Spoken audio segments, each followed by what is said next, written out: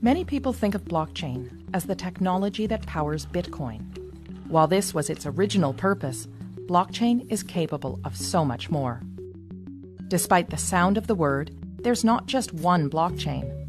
Blockchain is shorthand for a whole suite of distributed ledger technologies that can be programmed to record and track anything of value, from financial transactions to medical records or even land titles. You might be thinking, we already have processes in place to track data. What's so special about blockchain?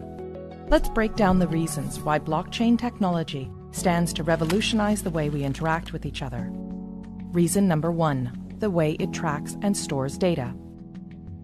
Blockchain stores information in batches called blocks that are linked together in a chronological fashion to form a continuous line, metaphorically, a chain of blocks. If you make a change to the information recorded in a particular block, you don't rewrite it. Instead, the change is stored in a new block, showing that X changed to Y at a particular date and time. Sound familiar? That's because blockchain is based on the centuries-old method of the general financial ledger. It's a non-destructive way to track data changes over time. Here's one example.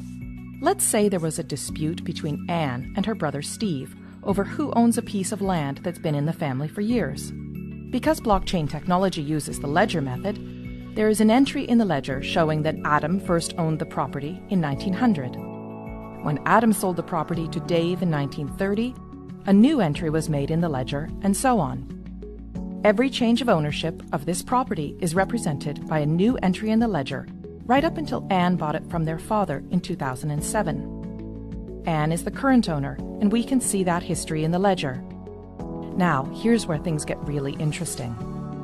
Unlike the age-old ledger method, originally a book, then a database file stored on a single system, blockchain was designed to be decentralized and distributed across a large network of computers.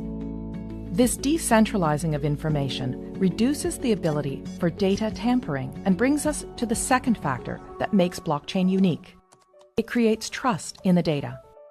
Before a block can be added to the chain, a few things have to happen. First, a cryptographic puzzle must be solved, thus creating the block. The computer that solves the puzzle shares the solution to all of the other computers on the network. This is called proof of work. The network will then verify this proof of work, and if correct, the block will be added to the chain.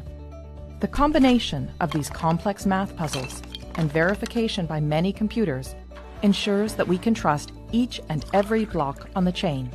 Because the network does the trust building for us, we now have the opportunity to interact directly with our data in real time.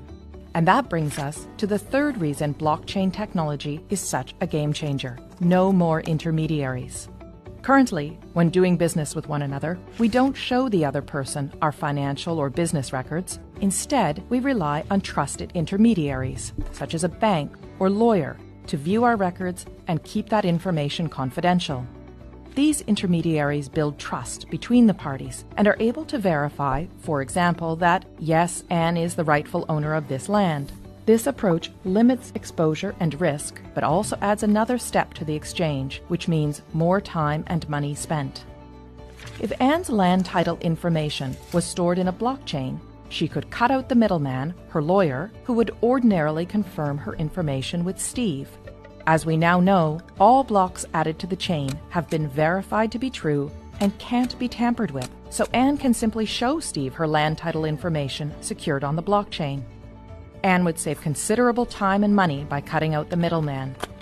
This type of trusted peer-to-peer interaction with our data can revolutionize the way we access, verify, and transact with one another. And because blockchain is a type of technology and not a single network, it can be implemented in many different ways.